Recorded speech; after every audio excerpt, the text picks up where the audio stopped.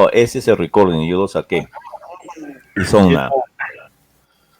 Ok, estamos viendo quién era Hugo Blanco. Tuvimos una interrupción por parte tecnológica, pero sigamos con esto, a ver qué pasa.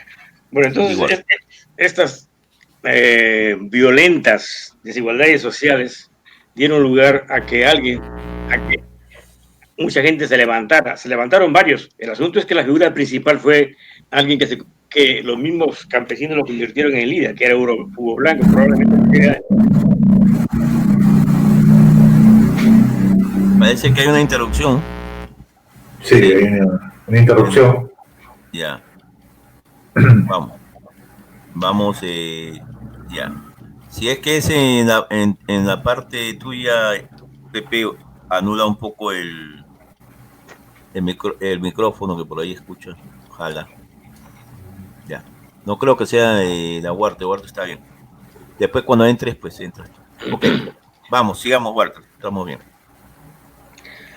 Entonces, estas bases campesinas eligieron a Hugo Blanco como su líder, probablemente porque Blanco era el más intelectual, o quizá el único intelectual en esa masa. Y ocurrió algo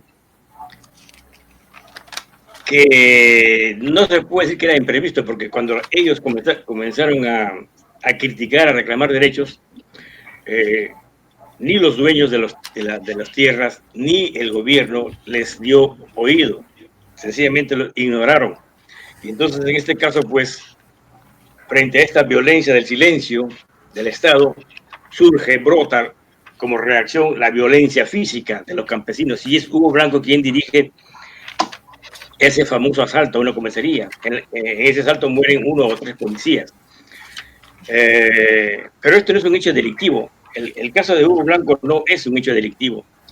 Es un hecho que debe ventilarse sociológicamente, porque es eso, no es el producto de un asaltante, no es el caso de un asaltante, es el caso de un líder que va seguido de una masa y toman un puesto policial que era justamente el puesto policial que los acallaba a ellos, que los aplastaba a ellos, que los perseguía a ellos, que les metía palos a ellos. Y entonces, en este caso ocurre un caso que es digno de destacar de acuerdo a las circunstancias socioeconómicas y políticas del momento. La prensa del momento destaca exageradamente el caso del asalto a este puesto policial, no porque le interese la vida de los policías muertos, sino porque los policías muertos eran los policías que defendían el sistema al cual pertenecían los dueños de los diarios, de los medios de comunicación. Por otro lado, escuché al contraalmirante que habló un poco antes de nosotros, diciendo que la insurgencia de Hugo Blanco era la preparación del camino a Sendero Luminoso. Eso está errado. Eso ni siquiera se puede decir que es un argumento. Nada tiene que ver la insurgencia de Blanco con... Me refiero, no hay complicidad entre la insurgencia de Blanco y Sendero Luminoso. Sendero Luminoso es la culminación de una sucesión incesante, interminable de abusos. Es la suma de reclamos no oídos. Sendero Luminoso es la pérdida de la razón, porque los abusos históricos que se perpetraban en todo el Perú, la desigualdad socioeconómica que dividía y frustraba al Perú como país, como nación y como Estado, no era escuchada por las voces que se levantaban. Entonces, otra vez volvemos al sistema, al caso o al estatus de la violencia del silencio. La violencia del silencio, en este caso, los oídos sordos del Estado frente a los reclamos del pueblo, hacen que surja la violencia física, la reacción. Y, dadas las circunstancias que había en el Perú en esos momentos, surge un hombre que pudo captar diabólicamente, satánicamente, ese descontento y surgió Sendero Luminoso. Sendero Luminoso no es un acontecimiento aislado que nació de un día para otro porque vinieron seres extraterrestres, aterrizaron en el Perú y dijeron, ok, el Perú es un paraíso, pero vamos a destrozarlo, vamos a bombardear todo. No, Sendero Luminoso es la culminación de un proceso incesante de injusticias, que si el Estado hubiese prestado atención a las guerrillas de Hugo Blanco, hubiese resuelto los problemas socioeconómicos que afectaban al país y entonces no hubiese surgido Sendero Luminoso. Este caso de Hugo Blanco es un asunto sociológico, no es un asunto de criminalistas, no. Claro, sí, claro, entiendo. No, o sea, tú estás poniendo que Hugo Blanco, ¿quién fue? No es ni fue un criminal. No fue un criminal. Entonces vamos sí, a poner ese punto como principal. No se puede teñirlo de criminalidad por el acontecimiento que pasó en una protesta. Después volveremos al tema del almirante o del tema de la parte de militares retirados, que son los que más se oponen a la difusión o al apoyo de este documental por parte del Ministerio de Cultura. Pero quiero recalcar una cosa, que nuestro amigo,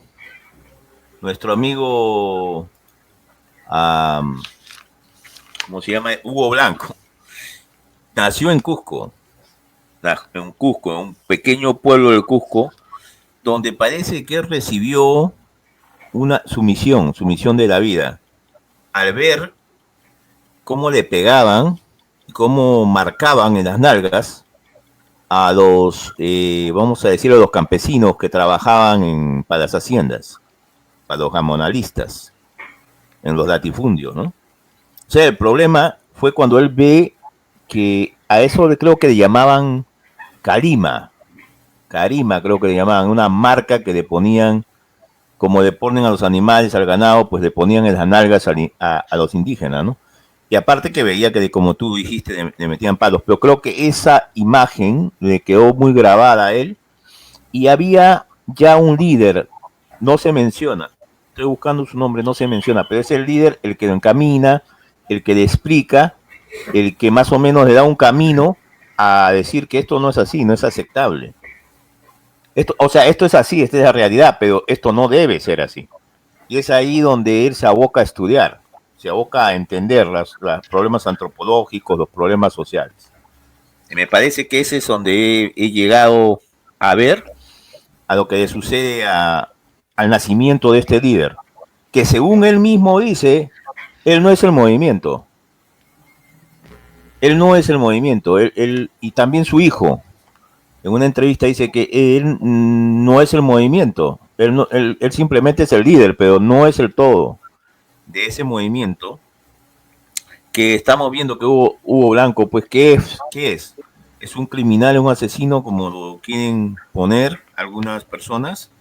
¿O es una persona que luchó contra una desigualdad? Y entonces en este punto, antes de entrar al tono de lo que pasó, por ejemplo, ya has adelantado bastante que hubo un incidente en el que él disparó, según él, para defenderse, porque él entró, parece, en la comisaría, y tengo el nombre, ya, ahorita la voy a conseguir, que es, creo, la comisaría de Cuillada, algo así, y que está cerca a la comunidad de Chaupimayo, ¿no? Ahí en los valles, en unos valles, el Valle de Dares, y hay otro valle allá en Cusco, que casi ceja de selva.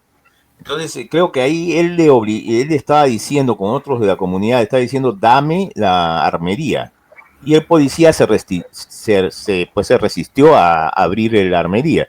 Y es ahí donde dice que el policía trató de abrir fuego contra él y él se defendió.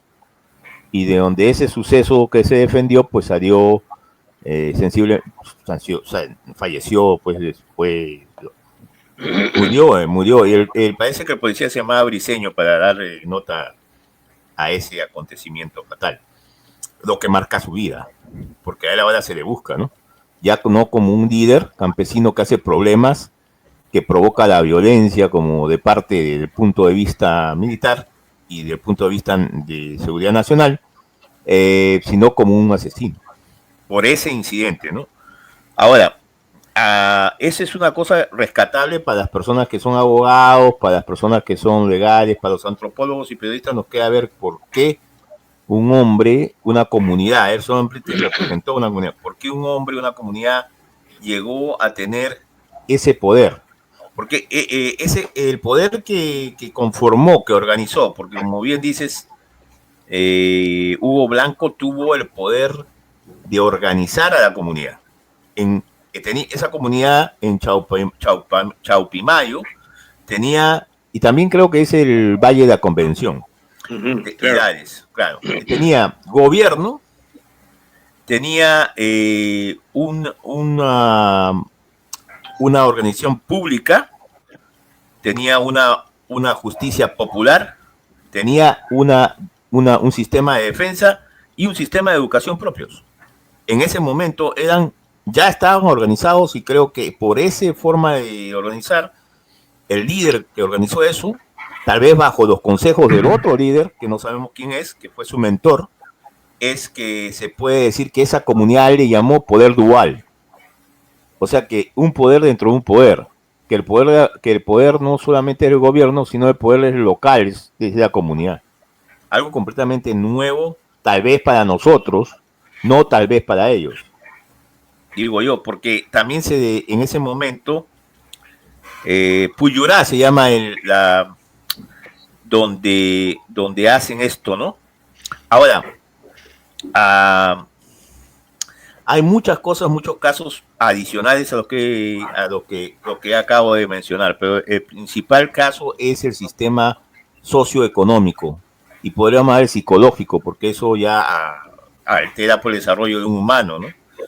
La pobreza es una cosa, pero la pobreza con abuso, la pobreza con milenios, no vamos a decir milenios, ¿no? Vamos a hacer unos 300 años, creo que son 500 años de la llegada de los españoles, y seguir abusándolo de sus propias tierras, porque las tierras eran de ellos, particularmente antes, ya me parece a mí, ¿no? Claro. Ahora, claro, vino otro poder, y sabemos que ese poder le llaman conquista.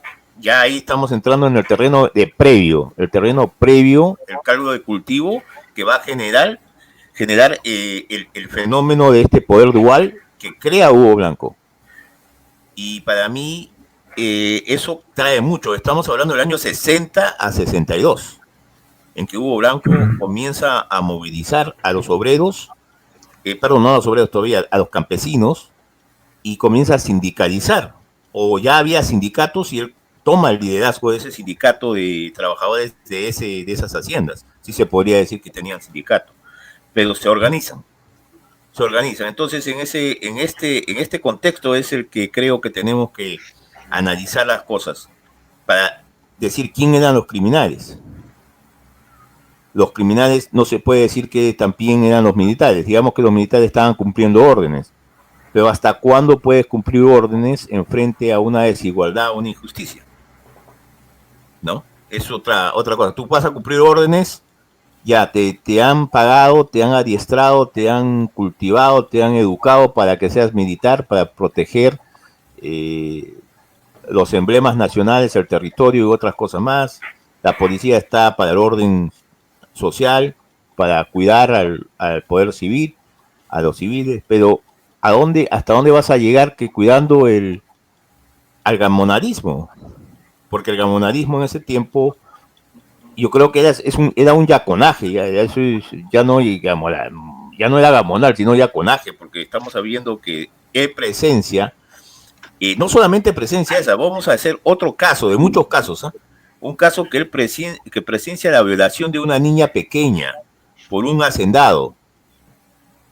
O sea, hay una niña bien pequeña, no sé cuán pequeña, no he podido constatar, pero fue violada. Y hacia esto vienen a arrestarlo al tipo, y al que lo arrestan ya no lo arrestan al tipo, entonces él también, no solamente la comunidad quiere decir qué pasa. O sea que pueden hacer lo que quieran con nosotros, con los niños, con las niñas. No tenía defensa, no se podía defender nadie podía decir nada. O sea, el hacendado salió libre. no tuvo ningún problema de salir libre y seguir haciendo lo que hacía. Impunidad. Entonces, ¿qué había? Dos o tres formas de ver las cosas, ¿no? Una para los campesinos, otra para el hacendado y otra para el violador, y que en ese caso era el mismo hacendado. Bueno, ese es el problema que enfrentaba Hugo Blanco, ¿no? Esa es la situación, pero esa situación viene estudiada ya por Mariátegui, Carlos, ¿cómo se llama Mariátegui? José Carlos. José Carlos, gracias. José Carlos Mariátegui en los 7 ensayos de interpretación de la realidad peruana. Ajá. Y en ese fue el problema del indio, ¿no? En ese problema estudia el yanaconaje, los latifundios, los minifundios, el problema de la tierra, y es ahí donde creo que está bien estudiado ese problema por Carlos Mariátegui. Y pienso que algunos no están de acuerdo con él, y él es el que funda el Partido Comunista en el Perú, me parece en 1924, justo el mismo año que en México se funda el APRA por nuestro amigo, ¿cómo se llama? Víctor Raúl Ayala Torre. Víctor Raúl Ayala Torre. Y bueno, es así como comienzan las cosas vamos a decir, a describirse, a hacer algo. Alguien hace algo que es, creo que antes de Mariátegui habían otros, pero bueno, Mariátegui documenta ese asunto. Yo creo que esa documentación se reivindica, se refortifica en Hugo Blanco. Pero ya Hugo Blanco es la práctica de ese análisis que se hace del problema del indio, ¿no? En Mariátegui, que se documenta lo que está pasando. Pero todos sabemos que estaba pasando eso, porque documentada y bien filmada por varias películas la muerte de Túpac Amaru, que sin embargo no fue, él era un dueño, no era un cacique, lo que tú quieras llamarlo, pero se levantó contra un poder también injusto, ¿no? Tal vez porque le cobraban más taxes o no. Yo creo que se remonta ya desde la época de Túpac Amaru I, desde los primeros que se comienzan a sublevar, desde que lo agarraron a Atahualpa, ¿no? En Perú, ¿no? En el territorio, y mucho antes, en Panamá y en México, ¿no? Es una cultura que viene a ser conquistada en guerra, eso es guerra, y pierde. Entonces, pero pierde 500 años. No pierde un día, no pierde 10 años, no pierde 20 años, le quitan todo, se llevan todo lo que tiene, la despojan, la deshumanizan, le quitan todo lo que ellos conocían que era la verdad, le imponen sus creencias, le imponen sus costumbres, le quitan la tierra y en ese momento son esclavos en su propia tierra, pero por 500 años. Entonces, ¿cuál es la violencia? Entonces, ¿qué hacemos por la violencia, no? Hay cosas que podemos abundar, pero yo creo que ese es iba a decir background en inglés, eso creo que es el trasfondo, el escenario, ¿no?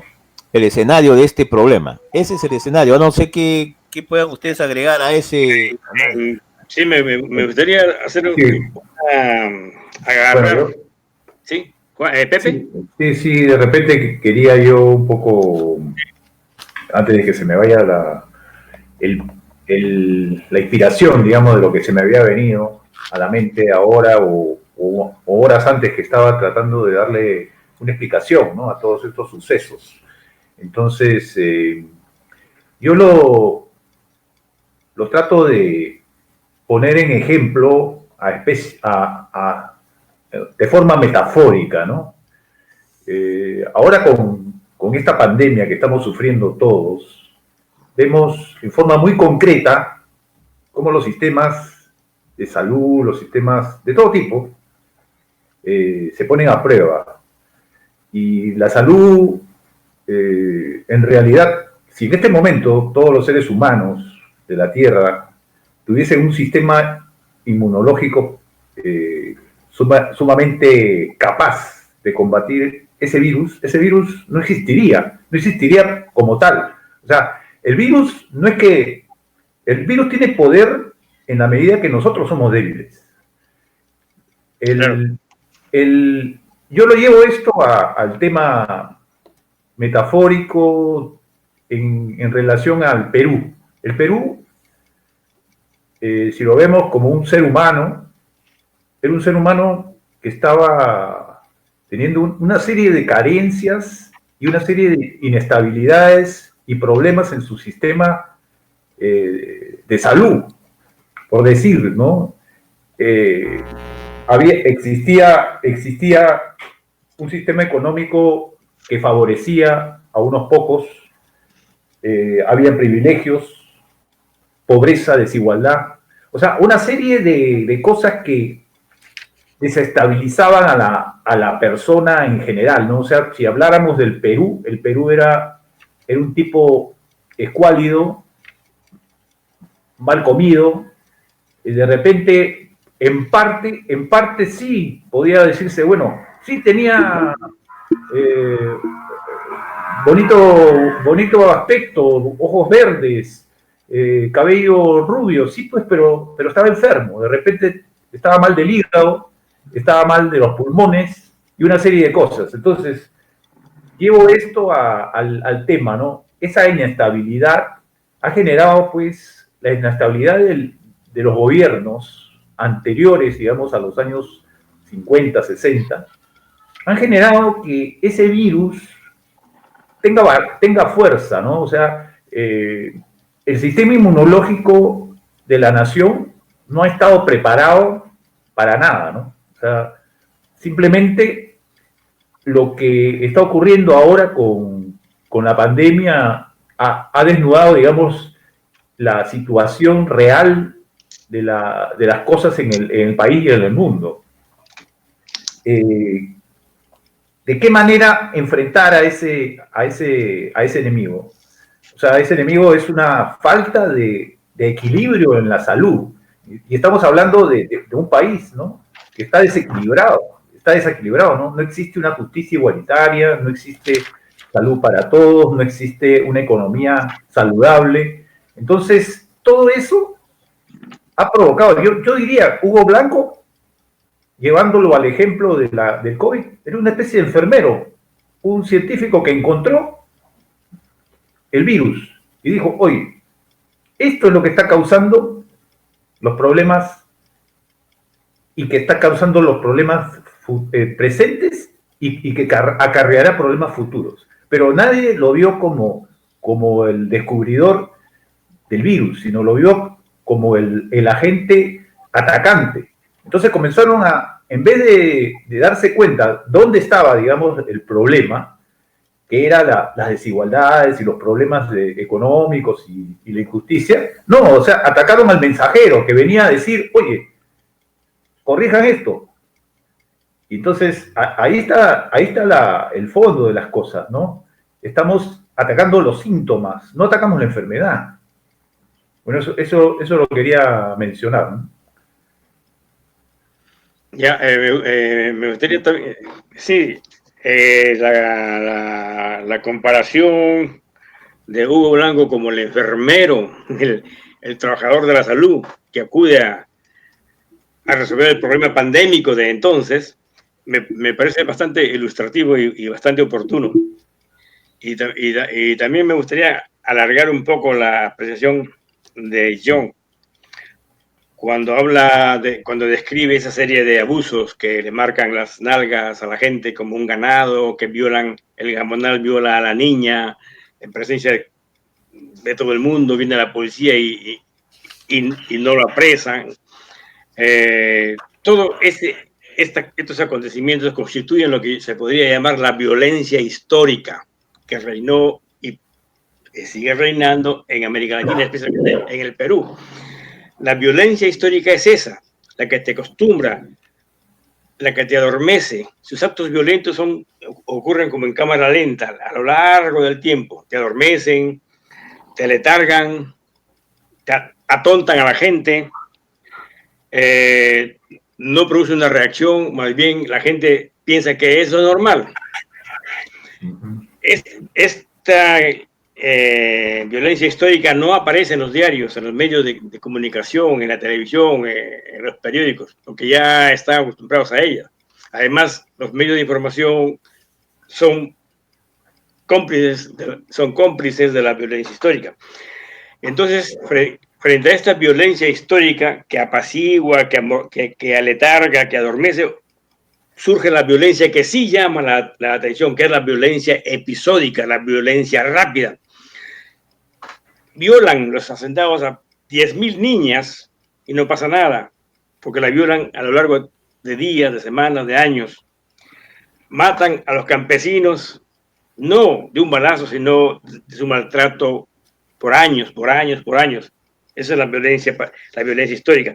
Pero de repente alguien que se levanta contra esa violencia histórica, toma un puesto policial, mata a un policía, entonces sí es violencia.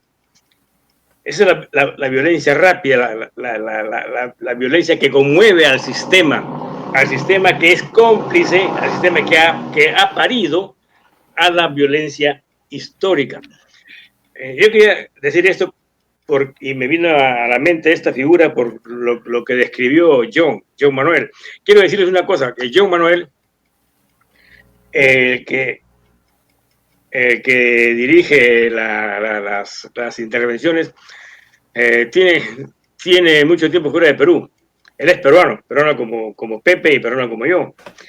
Entonces, no ha perdido cierta familiaridad con los términos nuestros. Él dice taxes por decir impuestos. Cuando él dice taxes, se refiere a las contribuciones, a los impuestos. Muchas gracias. Eso nos ocurre a todos. Yo también soy peruano, tengo más de 30 años fuera de Perú, pero sigo siendo peruano, sigo identificado con mi país, ahí nací, y lo llevo en mi alma, lo llevo en mi corazón, lo llevo en mi mente. Igual le pasa a John, que dígase de paso, tiene un nombre en inglés. Y Pepe, que Escocés. Permanece en la tierra nuestra, en el Perú nuestro de cada día. El apellido es escocés, por si acaso. Sí, es escocés. Primer país que sufrió y sufre el yugo, en este caso no español, sino inglés. Exacto. Ya. Es así. Sí. Muy buenas acotaciones. Gracias por, a veces uno se olvida, y acá hablamos Spanglish en algunas partes. Taxes es una cosa que ha venido a Spanglish, a España, ya no sé, pero no, la verdad, pero tienes mucha razón, impuestos, contribuciones. Y a muchas contribuciones son impuestas de manera como lo que voy a hablar. ¿Qué pasaba en el momento en que Hugo Blanco decidió ser líder, decidió ser parte del campesinado? ¿Y qué circunstancias vivía el Perú ya en el año 1958? Primeramente, el nombre de Hugo Blanco completo es Hugo Blanco Galdós. En la actualidad, nuestro amigo tiene 85 años. Está en este momento, que lo traté de ubicar para que nos acompañe, está en este momento viviendo con su hija en Suecia.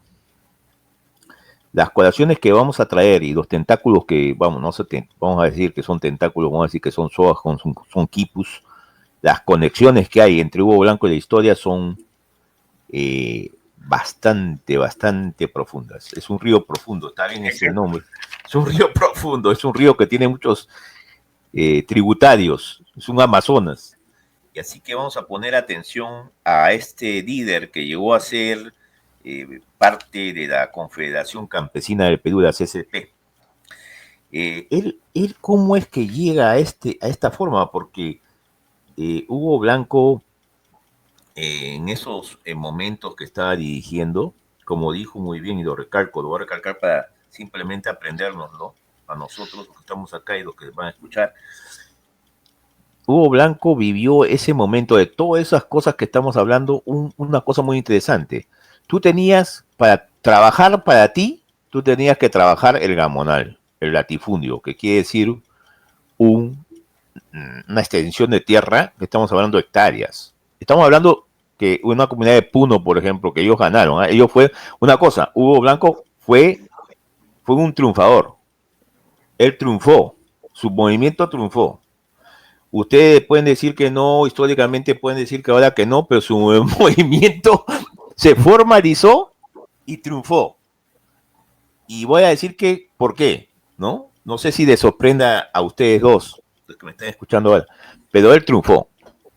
Ahora, el momento que tú tenías que hacer, por ejemplo, 30.000 hectáreas, para que a ti te den ni siquiera la mitad de una. No. ¿Quién Claro. sabe qué te daban? Te dan 200 metros cuadrados, no sé, no puedo escribir, pero tú tenías que trabajar gratis. Los campesinos trabajaban gratis las tierras para el gamonalista, para el latifundista, como quieran llamarlo. Eso es para mí un yanaconaje. Después de ahora, aún te marcaban. Si trabajabas o no, te marcaban como vaca, como ganado. ¿No? Estamos hablando del siglo XX, estamos hablando de 1958. No estamos hablando de, como hay algunos que retroceden, la historia no se puede aplicar para el Tupac Amaru, eso es retroceder, ahí el poder era, los españoles podían hacer lo que querían con los que querían. No hay derechos humanos, no lo sabía. No, pero hay humanidad, ¿no? Un humano, ¿cómo puede hacerle a otro humano una cosa así, ¿no? Arrancarle la lengua a sus hijos, a su esposa. No entiendo yo qué clase de cristiandad es eso, o qué clase de justicia, ¿no? No es necesario. Eso era terrorismo. Eso, para mí, es terrorismo, porque está, claro, ya yo veo eso, estoy pequeño, estoy grande, soy adulto, lo veo ahorita, me aterra. Yo no le hago nada a ese tipo, ni me meto con él, ni hablo, ni hablo de la boca. Eso fue control mental que usaron las personas en ese momento. Y control mental que se sucedió a través de toda esa historia hasta ese punto de 1958, cuando él ya comienza a dirigir a este movimiento quechua, porque era completamente quechua. Y él es el que establece ese vínculo de las personas que no pueden expresarse en castellano, porque inclusive ahora nos parece mentira, pero en ese momento esos campesinos no sabían hablar castellano. Ellos sabían hablar quechua o otro idioma parecido al quechua, el pucará creo que hay, o algo así parecido, pero ellos no sabían. El que hace esa anexión, ese puente entre los campesinos y los intelectuales de Lima, que estaban, porque todo intelectual es curioso, y en Lima había curiosidad porque qué pasaba en la sierra. Había una gran desconexión entre la costa, la sierra y la selva. Olvídate, la hay ahora, antes mucho peor. Entonces esa desconexión, pero había curiosos que decían, ¿qué es lo que pasa con esta gente? Que bien estamos viviendo, qué buena fruta, qué buena papa, pero había que se interesa, y esa conexión es la que hizo Hugo Branco. Por eso solamente eso ya tiene un papel importante en el desarrollo de lo que viene a pasar. Sin embargo, Hugo Branco viaja a Argentina y estudia en la universidad, ¿cómo se llamaba la universidad que estudió? Me parece de La Plata. De La Plata. Y me parece que estudia agraria, ingeniería agraria o algo relativo a la agronomía. Me parece que no termina, porque él se llega a contactar con personas que eran de sabor, vamos a decir, no de te digo un sabor, pero es de tendencia ideológica trotskista. Entonces él se convierte en Trotsky, ¿no? Ahora, sin duda, para los que no saben, me parece que Walter podría refrescarnos esa parte del stalinismo, del trotskismo. Inclusive a Trotsky lo salen matando en México, que era amigo de esos pintores, ¿no? De mexicanos. Una era son conocidos, ¿no? Diego, ¿cómo se llamaba? Tú puedes hablar. Diego Rivera. Claro, Diego Rivera, y la otra, ¿cómo se llamaba? Su esposa. Frida Kahlo. Es esa. Buena memoria de Pepe. Buena memoria, ahí está, para eso está él, para refrescármela. Entonces, a ver, vamos a ver, entonces, dime cuál es la diferencia entre esa clase de pensamiento ideológico para los cuales no entendemos mucho. En realidad, el trotskismo es una variante de la izquierda, ¿no? Y es padrino de nacimiento de la revolución bolchevique. Hubo luego, pues, discrepancias entre Trotsky y los otros líderes, y esas discrepancias las llamaron, o a quienes participaban de esas discrepancias, lo llamaron trotskistas, pero en el fondo es lo mismo. Se habla de la revolución continua o de la revolución por etapas, pero en realidad, si se quiere hacer una revolución, se hace la revolución, sea por etapas o sea continua. La revolución es un proceso, la revolución es una evolución acelerada. No hay constitución política para las revoluciones, hay proceso, nada más.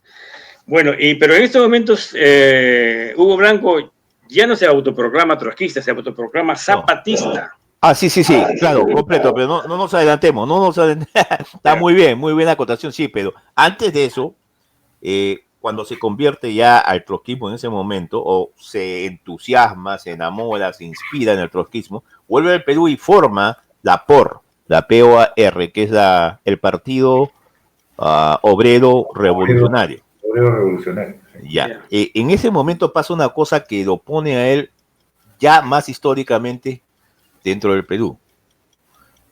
¿Cuál fue eso?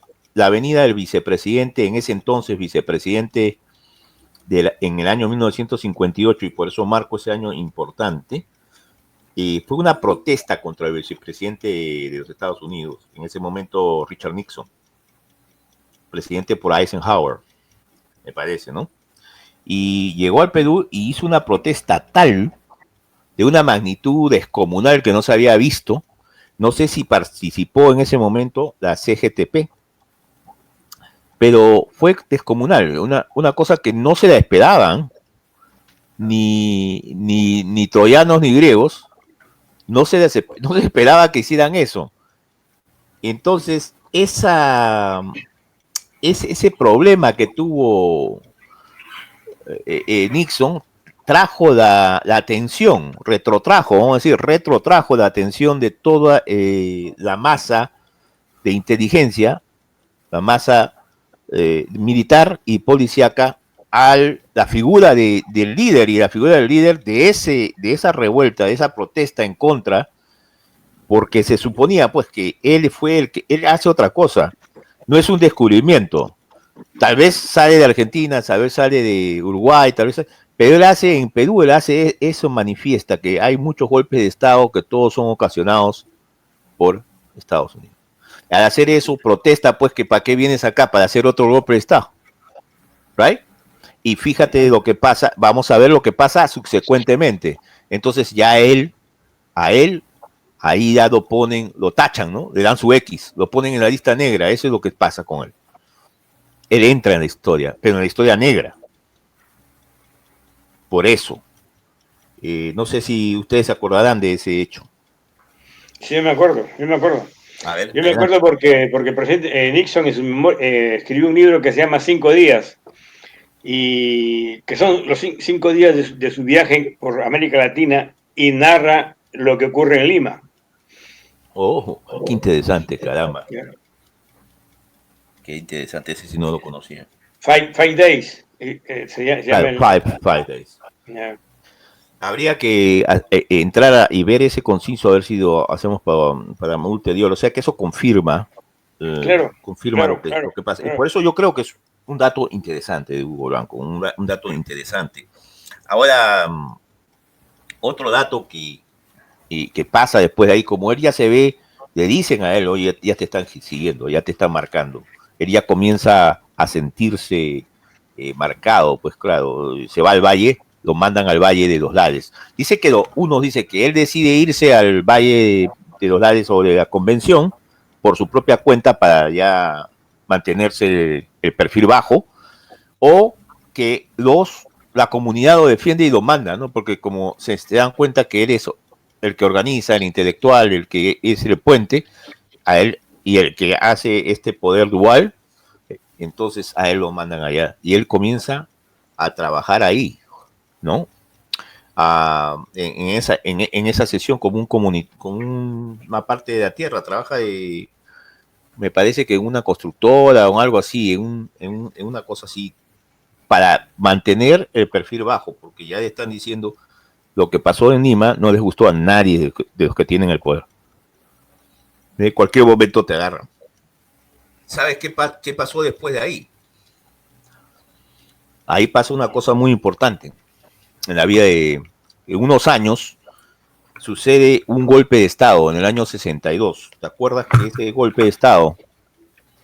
Estoy viendo tu cámara. Ya. ¿Te acuerdas de ese golpe de Estado? ¿Te refieres a de Pérez Godoy? Exacto, muy, muy bueno, Pérez Godoy, pues. Yo creo que él no duró un año, pero él entra y lo saca a quién, a Ugarteche, ¿no? ¿Cómo se llamaba el presidente ese, Ugarteche? ¿Cómo se llamaba el presidente? Tú que tienes buena memoria, el presidente Ugarte, ¿no? Ugarte era Prado Ugarteche, pues, ¿no? ¿Era Prado Ugarteche? ¿Cómo se llamaba el presidente de esa época, 1962, cuando entra el golpe de Estado? Debe ser conozco. Prado Ugarteche, pues, ¿no? Era Prado Ugarteche. Pero podemos conseguir el nombre. Lo importante es que se lo sacó a ese tipo faltando 10 días. Y habiendo pasado, me parece, el julio 28. Pero fue en julio. 10 días puede haber sido en agosto, o puede haber sido 10 días antes. Right? En el 14, algo así. Pero lo interesante es que lo sacó que ya le faltó una semana. Lo sacó y dijo, bueno, es que, ¿qué pasaba ahí? Por un lado estaba el APRA, ¿ya? Que también, ya ahí estaba regurgitando el problema, ¿no? Regurgitando el problema de la izquierda. La izquierda estaba tomando cuerpo. Y en ese sentido, el APRA estaba, pues, ellos iban a ganar. Estaba APRA, Manuel Odría, y estaba Fernando Belaúnde Terry. Fernando Belaúnde Terry, ¿no? En las elecciones renuncia, porque entiende el gran problema que existe. Y el Haya de la Torre también renuncia, sabiendo que él tiene tal vez la mayoría de votos, o podría haber ganado fácil, pero él renuncia porque entiende que la institución militar no lo va a dejar. No sé si te acordarás de esa etapa, Walter, tú que probablemente... Bueno, es histórica la rivalidad entre el APRA y el Partido Aprista, que nace en la revolución de... Perdón, ¿qué dijiste? Perdón, para ratificar, ¿el APRA y el Partido Aprista o el APRA y el Partido Popular? Es histórica el encontrón o el pleito entre el APRA y las Fuerzas Armadas. Esto nace en el levantamiento de Trujillo en el año 1930, que las Fuerzas Armadas toman ese levantamiento como un anti Fuerzas Armadas, y desde entonces, pues, no se le permitió al APRA llegar al poder. Eso es lo que tú estás diciendo. Sí, claro, no iban a permitirle, porque en ese momento era previo. Ya se veía las reprensiones, hubo asesinatos también ahí, ¿no? Yo creo que se mataron a varios sí. En esa represión. Varios estuvieron perseguidos y tuvieron que huir, inclusive de Trujillo. Claro. Me parece que no fue una cosa fácil, hubo un chancancazo ahí, como decís. Bueno, no sé si alguien tiene más que rellenar ahí, pero previamente eso ya dice, pues yo no voy a ganar. Entonces para eso renuncia, y gentilmente Belaúnde también renuncia. No sé si antes o después quien toma no, eso ya habría que ver. Pero en ese momento el único que queda Odría, que me parece que también era militar, ¿no? Sí. El general Odría. Entonces entra ¿cómo se llama el que entró? Ustedes lo dijeron muy bien, Ricardo. Pérez Godoy. Pérez Godoy entró. Pero Pérez Godoy entró era una tetrarquía porque había 4, no era un movimiento como caudillista, como hubo siempre en el Perú, ¿no? Sino era un movimiento institucionalizado. Eran 4, él era el que presidía, no el presidente, presidía el movimiento, y prometían y sostenían que iban a devolver el poder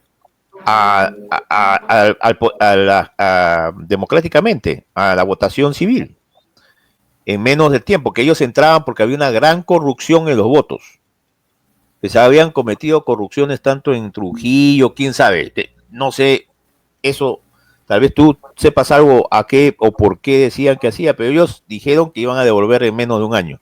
Tal es así que él entra en julio y sale me parece que sale en marzo o algo así, en febrero. Lo sacan, no sale. Lo sacan. ¿Y sabe? Lo saca Turio, pues. Lo saca el general Lindley. Exacto, porque ya el amigo de Turio. Lo saca, tiene un amigo que se llama Lindley. Nicolás Lindley, y él lo saca, pues, pero él no llega ni 3 meses, ni 4, él sí promete, cumple. Lindley es uno de los dueños de la bebida de sabor nacional Inca Kola. Exactamente. Que ahora pertenece a Coca-Cola. Claro, la embotelladora, y también creo que era de la Cristal, no sé. No sé. Embotellaba. Bueno, la cosa que es muy probablemente he escuchado eso, no sé. Bueno, la cosa que el Lindley, ese apellido inglés completo, él sí entró y pero cumplió.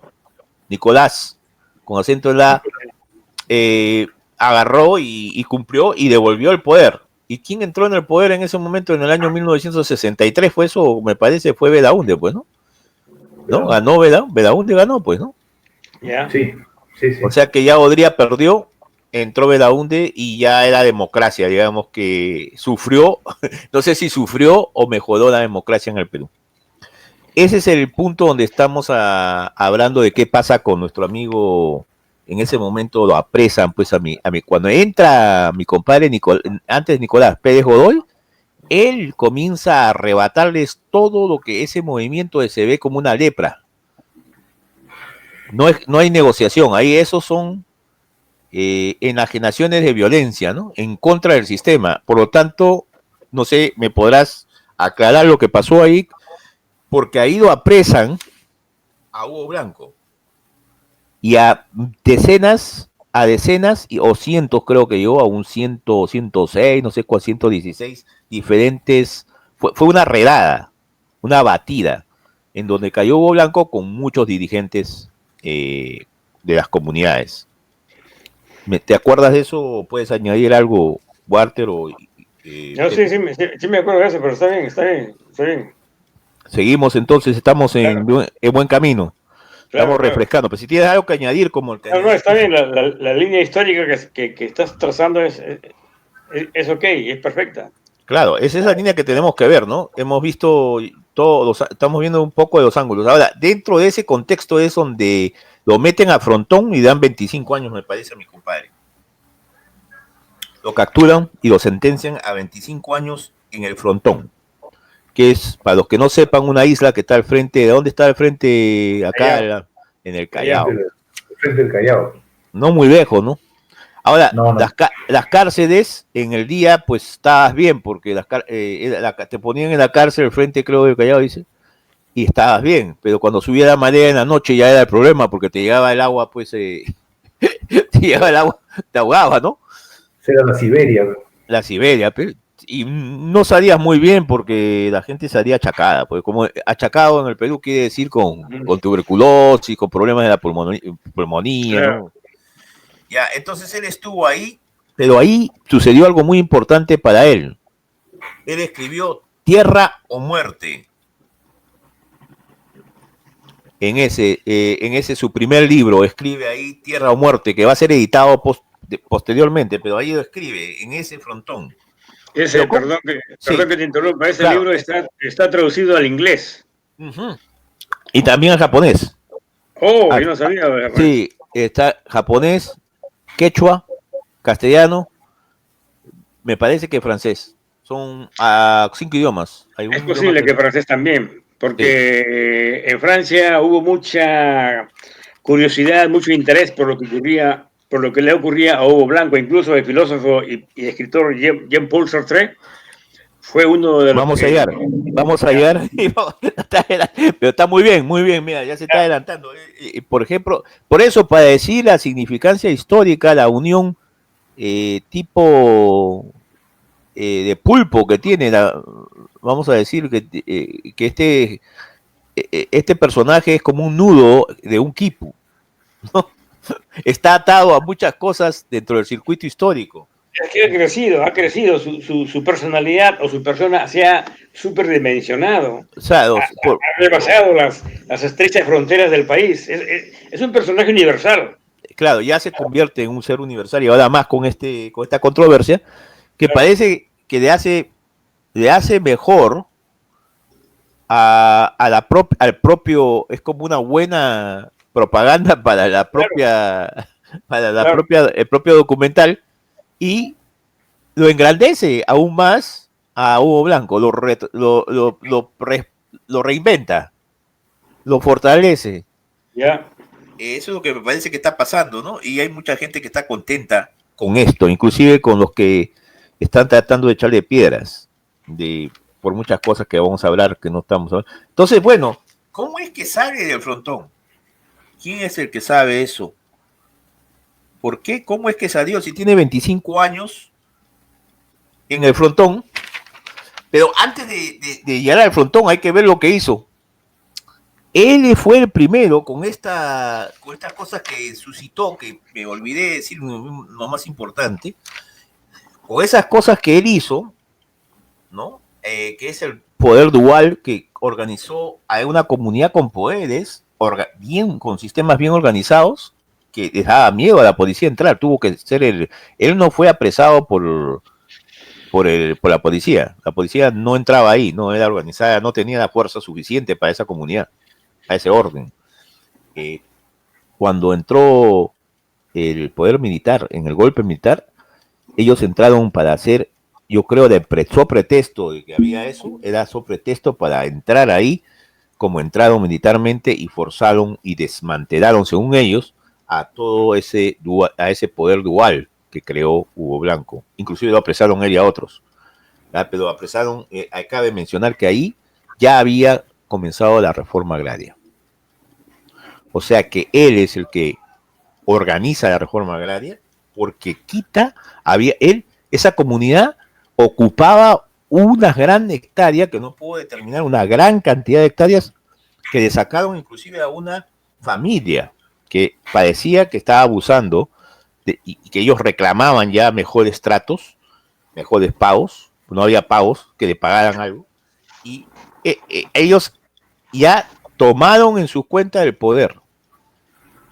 Me doy cuenta, el poder de la tierra, es ahí donde ellos toman el poder de la tierra. Esa es la reforma agraria que hizo Hugo Blanco. No Hugo Blanco, solamente el movimiento que genera Hugo Blanco. O sea que por eso ya antes de eso, en ese año, entre el 60 y el 61, entre el 59, eso, ya él estaba tomando por su cuenta, ya estaba, como dice Pepe, ya estaba funcionando como un obrero de salud, pero como un héroe, en ese caso, porque ir a un hospital sabiendo que tú te puedes contagiar e inclusive morir, es héroe. Vas a hacer tu trabajo, pero no es un trabajo, no es un trabajo normal. Ahí estás arriesgando tu vida, right? No es un trabajo que lo quieres hacer, es un trabajo necesario para sanar al enfermo.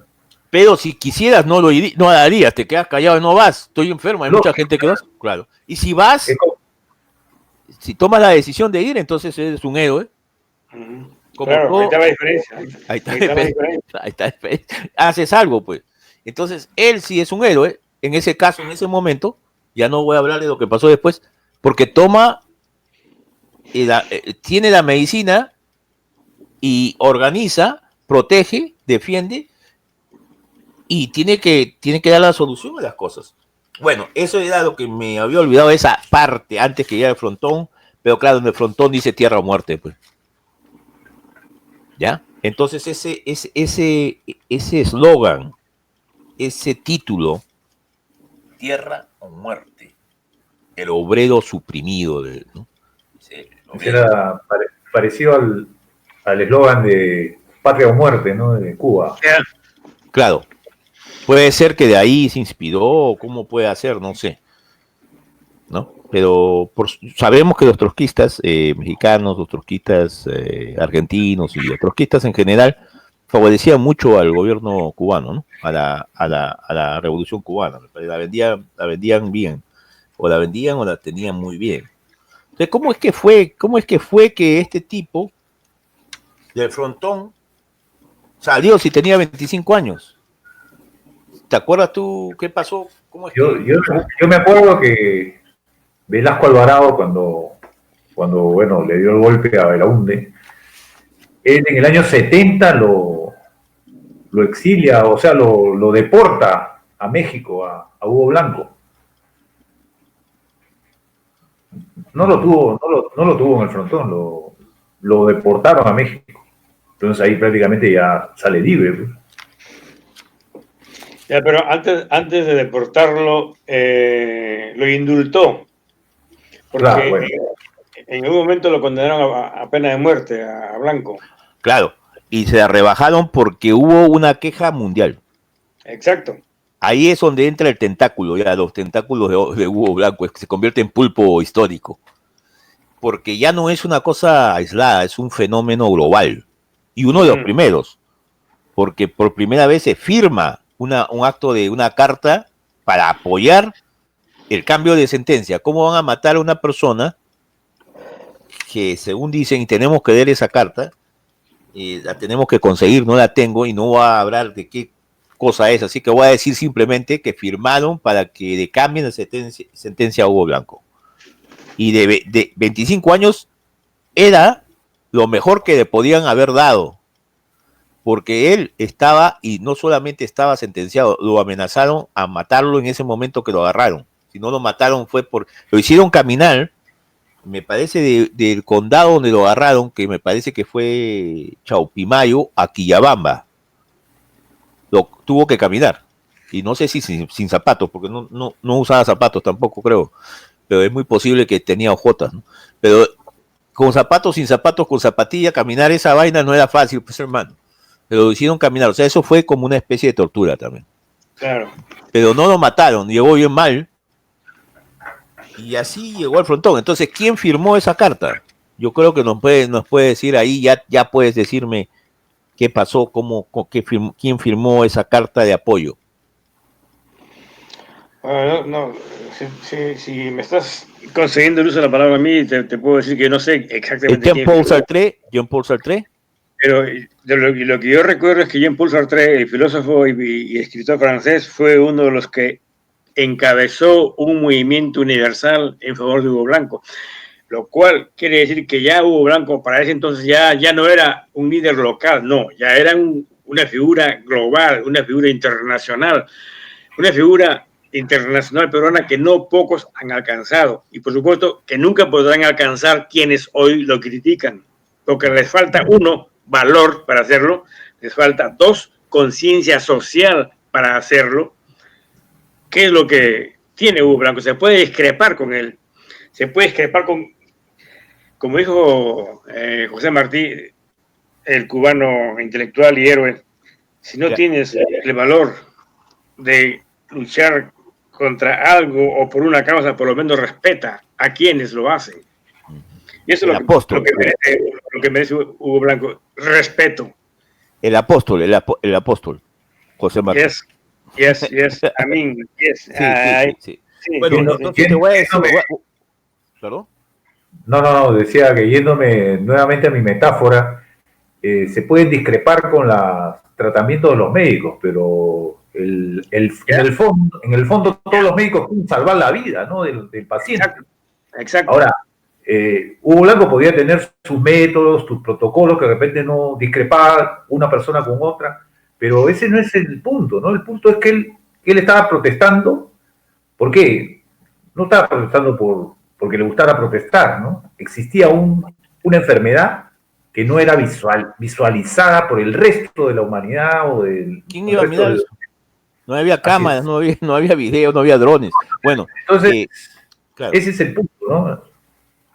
Volviendo al caso y para amplificar la campaña que se hizo de solidaridad internacional en favor de Hugo Blanco y que se ganó su vida y le bajaron la sentencia de muerte a 25 años en el frontón. Los que firmaron, hasta ahora tengo hechos, fue Jean-Paul Sartre, su acompañante, porque nunca se casó, él fue Jean-Paul Sartre, un filósofo que inauguró toda una escuela que todavía sigue teniendo resonancia en el mundo, autor de La náusea, y esa escuela casi sale de ese libro, se enuncia en ese libro, básicamente en ese libro y otros, es el existencialismo. Entonces, la que lo acompañaba, que tenía su propia forma de ver la vida, el feminismo, era Simone de Beauvoir. Y también firmó. Y el que secundó fue alguien que no tenía ninguna de esas filosofías o ideologías y tampoco pertenecía o era francés. Sin embargo, era uno de los mejores críticos a nivel histórico mundial, o sea, es representativo. Hizo Principia Matemática, donde analiza todo el bastión lógico de las matemáticas hasta ese entonces. Su nombre, que ustedes deben conocer, es Bertrand Russell, que en castellano es Bertrand Russell. Inglés. Claro, y filósofo inglés, lógico, filósofo y pensador crítico, profundo. Mira, un ligero paréntesis, John. Sí. A propósito de Jean-Paul Sartre, él es autor de una novela que tú mencionaste, La Plaga. Oh, no, la náusea, la plaga es Camus. La náusea la que tú mencionaste, y hay otra que se llama La Plaga, que es, el coronavirus es una plaga. Ah, claro. No estoy insinuando que haya relación, pero hay una coincidencia, ¿no?, entre lo que hablamos y Sartre. Sartre escribió La Plaga en los 70s, y ahora pues ocurre otra plaga en Perú. Sartre apoyó a Hugo Blanco, y Hugo Blanco está aislado a un país que no es su país para evitar morir por la plaga del coronavirus. En todo caso, le dio náusea y quería evitar la plaga. De lo que vio, claro. Vamos a confirmar eso de la plaga, porque la plaga me parece que es de Albert Camus, que también fue francés. Oh, perdón. Sí, ya, sí. Ya me confundí. Sí, tienes razón. Camus, yes. Ya, no hay problema. Bueno, pero está bien la comparación, porque entre una y otra la náusea también le dio náusea, pero vio que lo están amedrentando. Sí, es un síntoma de una enfermedad también. Claro. O de un daño. Oye, o cuando estás en iba a decir un roller coaster, cuando estás en una montaña rusa, o cuando ves una película de terror, o cuando estás en un accidente y ves a alguien, te da náusea, pues, ¿no? Cuando ves un cuerpo humano que se está deshaciendo, te da náusea, algo tienes que hacer, ¿no? El vómito, ¿no? Tienes que expectorar, algo tienes que hacer. Esa expectoración es lo que está pasando, lo que está sucediendo en ese momento, en el año 60. Entonces ya internacionalmente ya la náusea que comenzó a, me parece, él llama la atención a esa náusea que están sufriendo esa gente indigente e indefensa, inocente, ¿no? Indigente, indefensa e inocente. 3 is.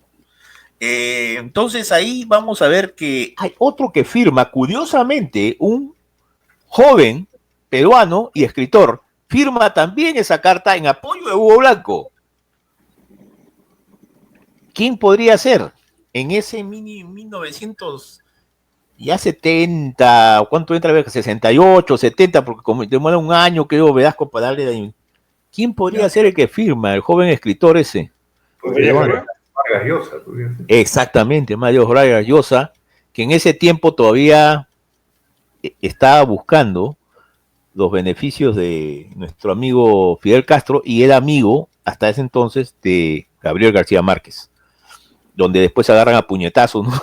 Porque me parece que Fidel Castro siempre lo prefirió a Gabriel García Márquez. Ese es otro punto, pero lo firmó, porque en ese momento él era, me parece, marxista. Me parece. ¿Sí o no? Mario Vargas Llosa surgió como un izquierdista. Claro. Y era un izquierdista muy, muy vehemente, muy entusiasta, pero luego, pues, se cambió, ¿no? Es como que se transformó, se trastornó. Ahora es un aristócrata, creo que es un caballero de la corte española. Él tiene un título nobiliario que le dio la realeza esa española. Conde de no sé qué, él, su hijo y alguien más en su familia. O sea, es la tradición peruana. Él tiene un título nobiliario en el Perú. Históricamente sabemos que a los peruanos, a la gente le entusiasmaba tener un título nobiliario porque era una forma de sobresalir socialmente, era una forma de sentirse blanco. Y había gente que tenía plata, pero no era pues socialmente visible, o sus pies no eran lo suficientemente clara, entonces compraban títulos nobiliarios y automáticamente pasaban a ser blancos, ¿no? Nuestro amigo Vargas Llosa es un blanco, entre comillas, de la aristocracia, es un marqués. Un marqués. Oh, el marqués, sí. Es el típico peruano, amante del título nobiliario, el marqués. El marqués. Es un gol, es una meta, una meta máxima, una meta suprema del peruano, porque la guachejoría peruana es esa. En la guachejoría peruana, el vicio de sentirse blanco es todavía una necesidad social. Bueno, continuemos entonces con la cosa. No está muy bien claro en cuanto lo va a México, claro, es Velasco Alvarado el que va a formalizar lo que ya en un momento formalizó o inició, ¿no? Inició Hugo Blanco, que es la reforma agraria en el Perú, ¿no? Él es el que formaliza y dando la victoria a Hugo Blanco. Victoria social, victoria política de su partido. Porque reconoce formalmente por un gobierno, ya sea el gobierno revolucionario, como le llamaba, pero se reconoce que hay un problema. Y anteriormente a Blanco, a Velasco ya se está reconociendo por medio del gobierno previo. Me parece Belaúnde estaba tratando de hacer algo con eso. Pero el que realmente afirma fue ya Velasco, pues Velasco es el que afirma. Pero aquí falta una cosa. Ya ahí en momento ya ese tipo, vamos a decirlo, Hugo Blanco ya toma dimensión internacional, ya toma preponderancia internacional. Lo que pasa en ese pequeño valle escondido de Convención y Dales, en esos valles, en ese Chaupimayo, en esa comunidad, ya comienza a ser universal, un tema de problemas humanos, de problemas de conflictos, de injusticias. Entonces es así como esto va de México y de México creo que vuelve al Perú, no lo tengo claro, tal vez en un tiempo, pero ahí viene donde va a entrar Walker muy generalmente, porque él llega en el 71, fue deportado a Chile. No sé si de Perú a Chile lo hace. Acá viene una idea, algo que tenemos que analizar, o al menos, como estamos haciendo mencionar, los hechos acá son importantes. Son hechos que no sé si ustedes o todos los que están oyendo estemos en conciencia de lo que pasa ahí, porque ahí pasa una gran cosa universal también. Ahí hay una evidencia universal. Esa fue que fue deportado a Chile durante el mismo golpe, previa, y estuvo en Chile durante el golpe, estaba en septiembre 11, mira, septiembre 11, 9/11, septiembre 11 de 1973, coincidentalmente estuvo ahí. Tú me puedes decir si está Walter o Pepe, si están ustedes conscientes de eso que estaba pasando Hugo, imagínate, ¿por qué lo mandan, no podría mandar a otro sitio? Lo deportaron a Chile, en momentos en que entra Pinochet, o que Pinochet provoca el golpe de Estado a Allende, ¿no? ¿Cómo fue eso? A ver, no tengo ninguna referencia sobre eso, no puedo opinar sobre eso. O sea, no puedo decir si fue a propósito o si fue coincidencia. Normalmente las deportaciones eran a Chile. Sí. Hay muchos políticos que los enviaban a Chile y no sabemos por qué. Yo no creo que sea una situación. Eso fue no coincidental, pero bueno, la cosa que estaba en Chile. Sí. ¿Y qué pasaba en el estadio de Chile, en el estadio ese? ¿Qué pasaba ahí en ese momento cuando fue el septiembre 11? Pero ahí en el estadio no estuvo Blanco. El estadio se convirtió en un escenario no de futbolistas, sino de detenidos políticos. ¿Y qué más pasó con Jara? Bueno, ahí trituraron, ahí lo torturaron y ahí lo mataron, ¿no? No solamente a Jara. Fueron varios, fueron miles. Fueron miles de personas. No sabemos los nombres. Pero tú dices que Julio, que me dices que que él no estaba ahí, Hugo Blanco, No, yo en no el digo que no estadio. estaba, digo que no sé. ¿Tú qué dices, Pepe? ¿Alguna información has obtenido No, sobre yo esto? sé que él estuvo en Chile durante incluso creo que participó del gobierno de Allende en algunas cosas, pero Sí, sí. Participó, ¿sabes eso, Walter? Participó del gobierno No, de... no, no, Sí, no, no no del sabía. gobierno, No sabía. pero creo que fue consultado sobre algunos no, no. temas. Sí, sí, participó y organizó ciertos cordones. Se No llamaban sabía. cordones. Sí, sí, le llamaron cordones, lo debo de tener por acá. Y no, realmente. Pero ya creo que estando Pinochet en el gobierno, creo que lo enviaron más bien a Argentina. Creo. Sí, estuvo en Argentina un tiempo, pero él estuvo en Chile en el momento de Pinochet. Claro. No sé, Sí. si, no sé, ese es el que no lo tengo muy claro. Me Justamente, imagino que para sí. Pinochet debe haber sido incómodo pues tener a alguien como Blanco. Claro, primeramente Blanco se salva, pero ¿cómo se salva? Ese es el problema que tengo que tener. Y él sí participó con bastante, no bastante, pero sí participó con cosas importantes dentro de esto de, aló, sí, Sí, sí. él participó con bastante importancia dentro del movimiento del gobierno de Allende, ¿ah? Había él organizó algo como cordones de llamaba cordones de qué, no me acuerdo, cordones de cordones industriales se llamó. Algo ya estaba haciendo él organizando en Chile. Cuando entra Pinochet de pronto, y ya sabes lo que ustedes han narrado Claro. eso, pero decía, ¿cómo es que él se escapó de Chile? Él se escapa de Chile. A él le salvan la vida. No conozco ese episodio. Ese episodio nos va a narrar un amigo que tengo que está en Uruguay y que también iba a morir y le salvan la vida.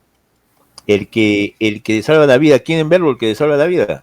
Claro. Voy a tratar de compartir la imagen. Me van a decir si lo ven. A ver. Alguien No, está entrando, ¿no ve?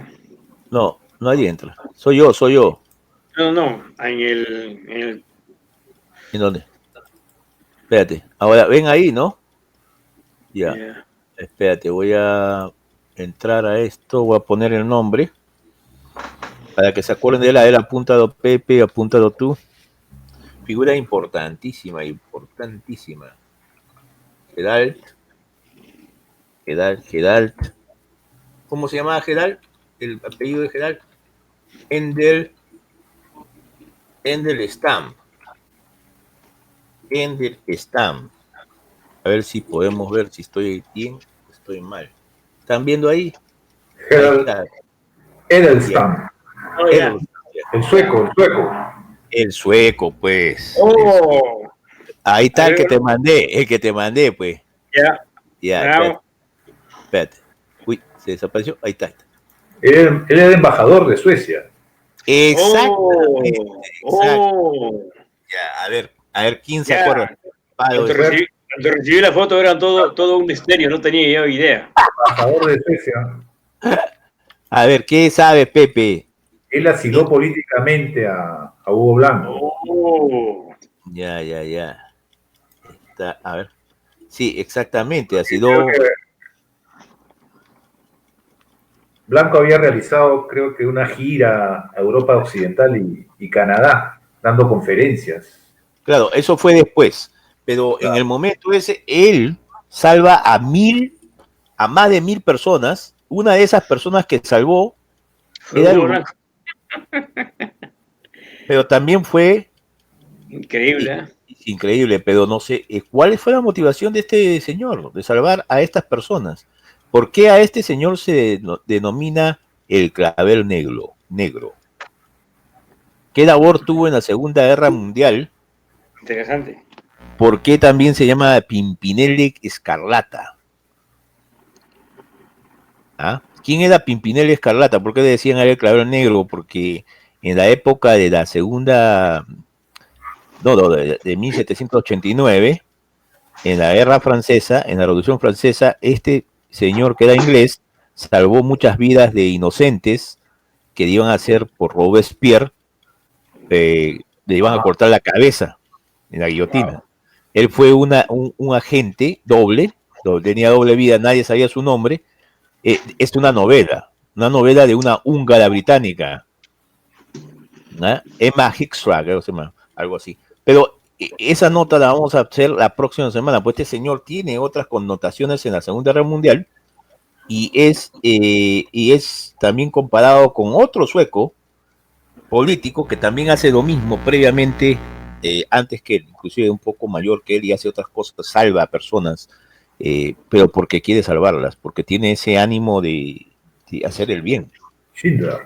Ya, entonces a él, que era, no vamos a decir que los suecos, hubo un problema, los suecos tuvieron un problema cuando fueron conquistados por los nazis. Esa experiencia de ser dominados por una potencia más grande, por un poder cruel y hasta cierto punto diabólico, hace que tome este personaje una capacidad ética, política e internacional. Inclusive, les voy a decir algo, cuando una anécdota que me ha parecido muy importante, cuando él estaba, cuando dices tú, él era embajador de Suecia en Chile, en ese momento, ¿ok? Sí. En el momento del Pinochetazo.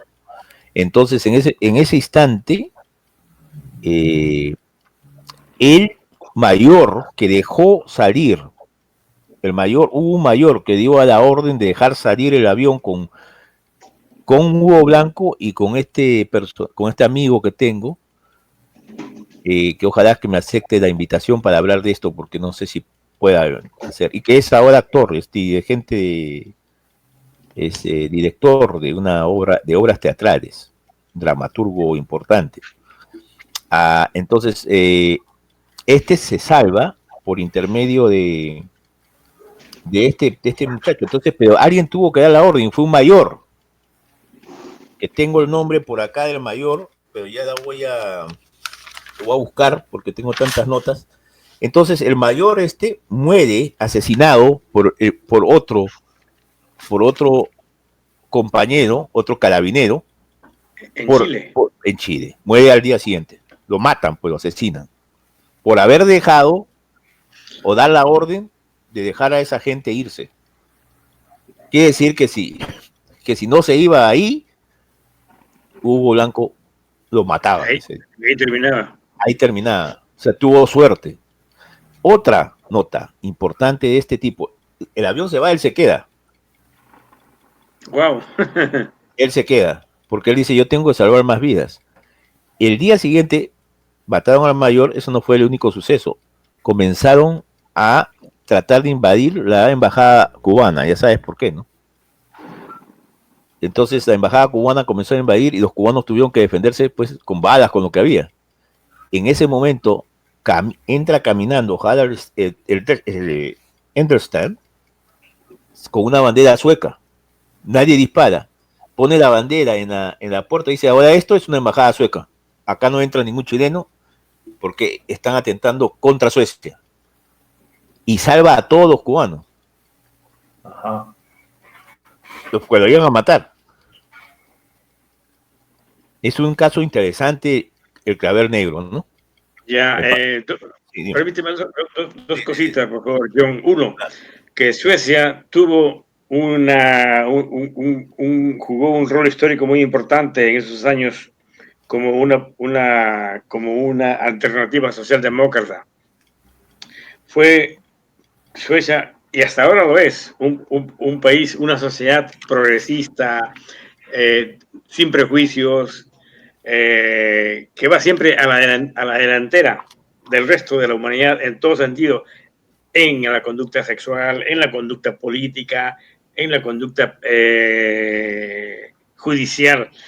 Ese es un aspecto. Otro aspecto es, mira, tú acabas de decir un par de cosas anecdóticas, importantes, misteriosas de cómo se salvó Hugo Blanco. Si tú lees la biografía de las grandes personalidades, siempre vas a encontrar casos como este, de cómo es que ocurre, si ya iba a ocurrir y no ocurrió, cómo es que se salvó. Parece que hay una fuerza superior que guía a quienes están llamados, por decirlo así, a ser personalidades. Personalidades pueden ser la gente del pueblo, no solamente son los reyes, que son personalidades oficiales, pero los líderes civiles, los líderes del pueblo tienen más atributos, más méritos cuando se convierten en figuras, en líderes, ¿no? Eso es cierto, completamente. Habrá que ver la película, pues, El Clavel Negro. Sí, está la película en YouTube, la podemos ver juntos en un watch party juntos. Hay una película sobre sí, la... y la tengo en castellano. Okay. La tengo en castellano y la podemos ver y está buena. Ahora, para seguir con esto, entonces, para terminar, se salvó, no sé si llegó a México en el año que dices, pero él se convirtió en zapatista, como lo dijo él, cuando se inspiró, pues, en lo que pasó en la selva lacandona, pues. Yo soy de la selva lacandona, como dicen los mexicanos, y me parece que ahí es donde en ese lugar, en Chiapas, él se motivó y se inspiró en el zapatismo, y dijo que esa es una solución, una forma de encarar el problema, la enfermedad, a ese humano que está enfermo, lleno de pandemia.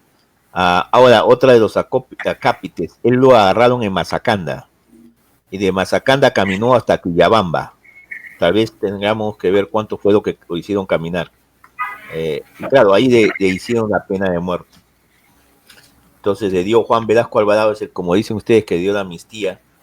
Creo que 8 años después, o sea, tuvo 8 años en la cárcel. 8 años después donde le llega la amnistía a Hugo Blanco. Parece, por constatar ese hecho, lo podemos constatar por si acaso. En 1975 es donde llega a editar el libro. En ese año llega a editar el libro. Sobre la figura del Clavel Negro, después de ver la película, podemos hacer tal vez ver la película en Watch Party o algo juntos. Podemos ver la figura y la dimensión de ese personaje que salva a Hugo Blanco, y no solamente lo salva, sino le da trabajo.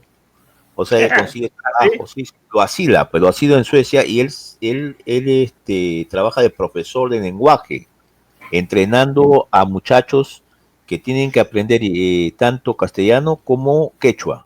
Les enseña ambas lenguas para que vayan a trabajar a Cusco. Para que vayan trabajando a Cusco.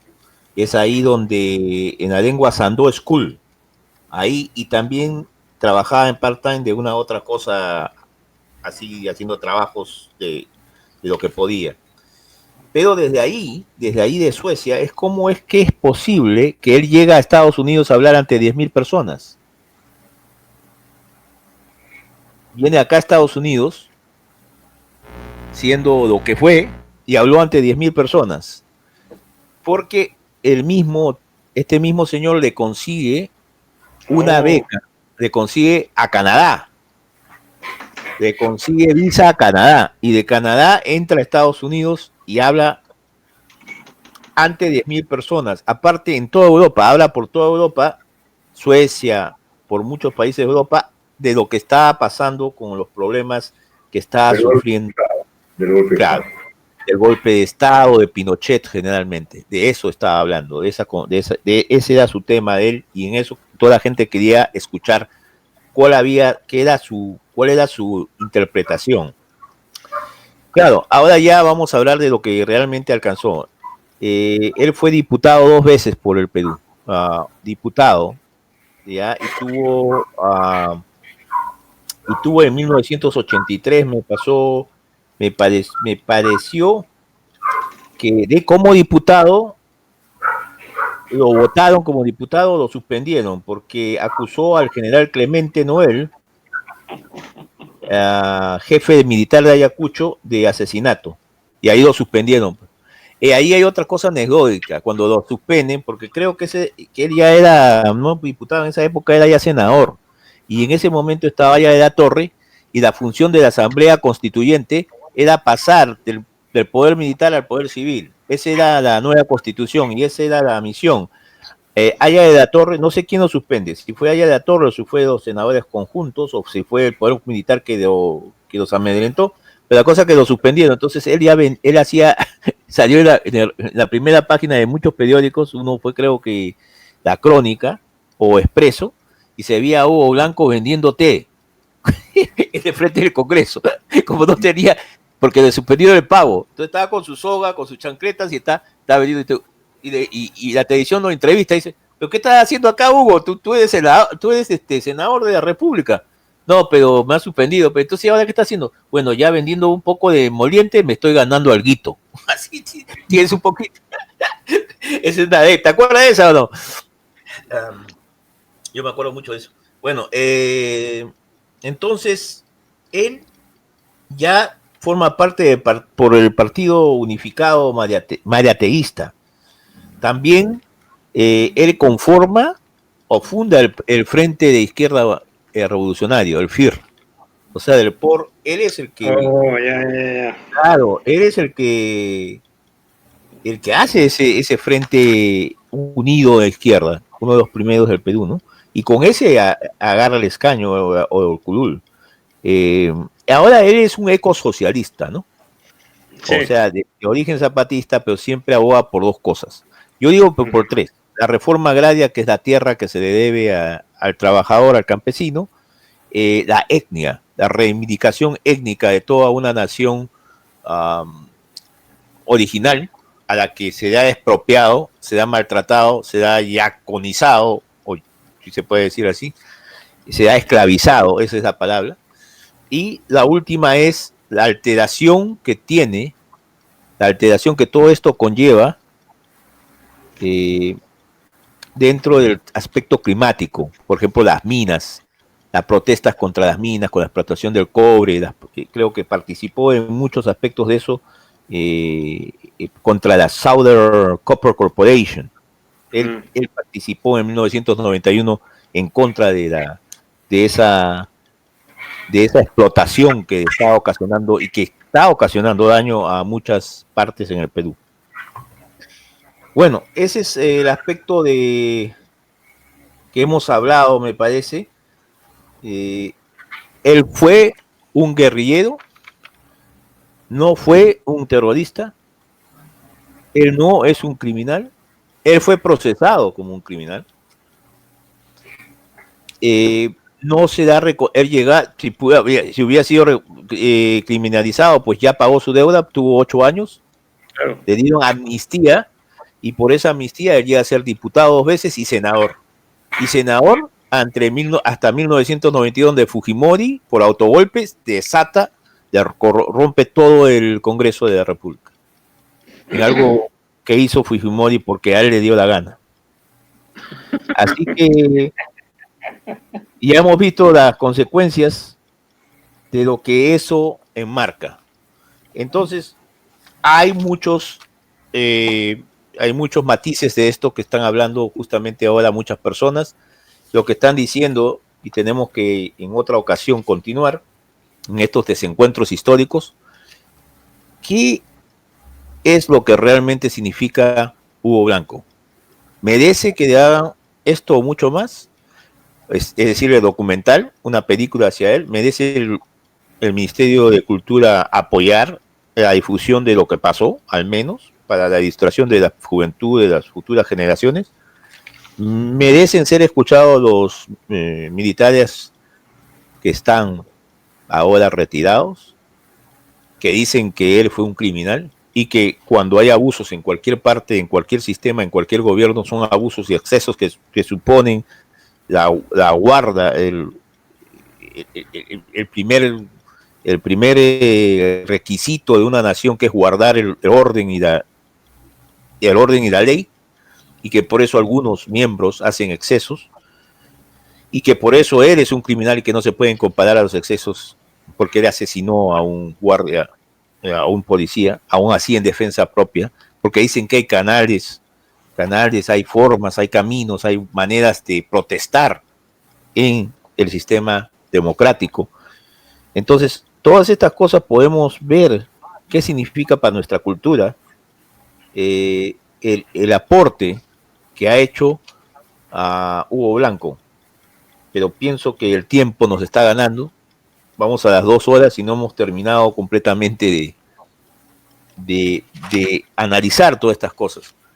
Creo que amerita que hagamos una segunda parte en el que ya hablemos del significado histórico en estos tiempos de Hugo Blanco. Creo que ya lo hemos dicho, ¿no? Pero los dejo a ustedes para que ustedes tengan sus conclusiones. Me permitirías no hacer una conclusión, sino dar mi ingrediente a esta cosa con una anécdota personal. En los 70s, cuando yo era jefe de redacción de la revista X y estaba de vacaciones, estaba por el Cusco, por el Valle de la Convención y esas cosas, y me encontré con Hugo Blanco. Oh, sí, ¿lo conoces en persona? Lo conozco personalmente, y lo interesante de este caso es esto. Al día siguiente de habernos conocido, Hugo Blanco, cumplía años. Y nosotros hemos caminado por esos senderos que hay perdidos en esas recónditos parajes de la geografía peruana, conversando. Y entonces, ya cuando yo le había dicho quién era, dónde trabajaba, le dije, Hugo, almorzamos juntos, y le dije, cuando estábamos acabando el almuerzo, le dije, Hugo, me gustaría hacerte una entrevista. Y él me dijo, ¿y para qué? Y yo me reí y le dije, ¿y cómo que para qué? ¿Para qué es una entrevista? Una entrevista es para publicarla. Me dijo, no creo que Ismael Frías, publique una entrevista mía. Y yo le dije, si yo te la hago, él la publica. Ok, me dijo, hagámosla, pero te aseguro que no la va a publicar. Ismael Frías y Hugo Blanco eran trotskistas. Así que hicimos la entrevista con grabadora. En esa época había cassette, no conservo el cassette, lamentablemente. Yo estaba de vacaciones. Cuando regresé a Lima, entonces transcribí, saqué del cassette, escribí la entrevista y se la pasé a Ismael. Y le dije, mira, tuve la suerte de encontrarme con Hugo Blanco y hice una entrevista. Y yo usé una palabra, porque al día siguiente era su cumpleaños y en la tarde ya le estaban quemando cohetes a Hugo Blanco. Entonces yo dije que lanzaban al cielo avellanas. Avellanas, yo no sé si es una palabra universal, pero en Piura avellanas se le llama a los cohetes esos que tú les prendes fuego y se van para arriba y explotan arriba. Los petardos. Ya, entonces Ismael salió de su oficina, entró a la mía y me dijo, Walter, ¿qué cosa es una avellana? Y yo le expliqué. Entonces dije, él está leyendo la entrevista que yo le hice a Hugo Blanco. O sea, la va a publicar. Le voy a ganar apuesta a Hugo Blanco. Salió la revista y la entrevista no salió. Fue la única vez que tuve esa impresión no grata de Ismael Frías, que era un hombre aparte de eso, de una gran amplitud democrática. No sé qué pasó, no sé qué ocurrió personalmente, porque eso me parece que fue una cosa personal entre Hugo e Ismael, los dos siendo trotskistas. ¿Por qué? Porque se menospreciaban. No digo odio, era menosprecio. Bueno, ese es un capítulo de esta anécdota. La segunda parte del capítulo viene aquí. Al día siguiente fue su cumpleaños, entonces yo fui a la casa a ver a Hugo Blanco, lo saludé por su cumpleaños, llegó gente y me dijo, Hugo Blanco, si Hugo Blanco ve esta entrevista, se va a acordar y va a saber y va a dar fe de que es verdad lo que yo estoy contando. Hugo Blanco me dijo, seminario, igual tienes que salir porque ya esto es un asunto privado, ya no es público. Ok, le dije, gracias. Le agradecí su entrevista, que no sabía que no se iba a publicar. Nos estrechamos la mano. Un hombre me pareció muy simpático, no me pareció el hombre valiente que parecía en las narraciones periodísticas. Era un hombre completamente sencillo y hasta ingenuo me pareció. Bueno, entonces llegó mucha gente. Yo salí de la casa, era una casa grande. Yo había caminado con él, perdón, en la mañana por las calles de Quillabamba y yo fui testigo de que cuando él pasaba, caminaba por la calle, salía la gente en los balcones. Quillabamba es una ciudad pequeña, pero que tiene casa de segundo piso, y lo aplaudían, tiraban flores. Entonces, yo salí de la casa, pero me despertó cierta curiosidad que le nace a los reporteros. Dije, aquí hay algo, no sé. Me di la vuelta, era una casa grande. El corral de la casa estaba dividido del resto del mundo por una pared no tan alta con un tejado. Yo me las ingenié para subirme a la pared y vi a través de las tejas en el patio, lo que le decimos el corral. Estaba sentado Hugo Blanco en medio del corral, en medio del patio, en una silla rústica, sentado como una momia. Los campesinos llegaban y le prendían billetes en el cuerpo, no en el cuerpo, en la ropa. No cuento esto despectivamente, es una costumbre de ellos. Eso significa que lo idolatraban, que lo respetaban, que era su líder. Esto pienso yo que no quería que Hugo Blanco que yo vea, porque yo no era de esa área, yo soy del norte del Perú. Y entonces probablemente él pensó, él va a creer que esto no es lo que es para nosotros.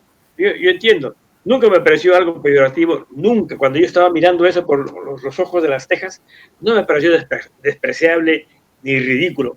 Yo entendía que el pueblo estaba rindiéndole homenaje a su líder, que es un líder que vale la pena mencionarlo como tal, como líder, porque Hugo Blanco es un líder, es una personalidad que es parte de la historia del Perú y de la historia del mundo, cuando se hable sobre la evolución social del mundo.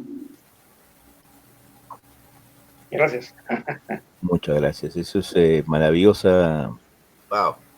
Me has dejado anodado, sin palabras ya, porque es algo que vamos a ver. Esto es un testimonio de primeras, ¿no? O sea, pues, fuente primaria. Acá no hay intermediarios. Acá es el suceso con el hombre que ha vivido.